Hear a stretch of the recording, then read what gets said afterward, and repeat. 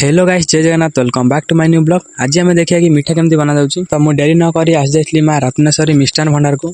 एठी market rate ठारू 20% of रे जेकोसी भी मिठा मिले 20% ऑफ रे मिलुछि। तो भाई माने बाकी मागियानी। तो भाई मिठा बना स्टार्ट कर देथिले। प्रथमे तो छेना आनी ओजन करी छेना रे सुजी मैदा चूना एवं अळीच गुंड मिसाई भल भाव में गोले देथिले। गोलिया पागटी रेडी हो जाए पर ताकू साइड रखी छोट छोट खंड करिया स्टार्ट कर देथिले। सबु जा खंड खंड करिया पर गोटे थाली रे तेल लगेरी से खंड गुडी को छोट छोट गुला कर देथिले।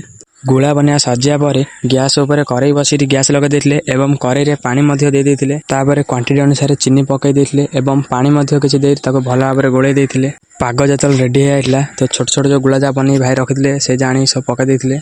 प्राय अध घंटा पर एबे हम मिठा रेडी होइला। जदि आपण मन को भी कम रेट रे जे कोनोसी भी मिठा दरकार तो बोर्ड रे कांटेक्ट नंबर अछि भाईंकर कॉल करी कथा हुंतु। लोकेशन टी होछि प्रतापगिरी जहाँकि शेरगढ़ रु 7 किलोमीटर दूर अवस्थित। वीडियो टी भल लागिले लाइक शेयर कमेंट करंतु। फिर मिलते हैं नेक्स्ट ब्लॉग में।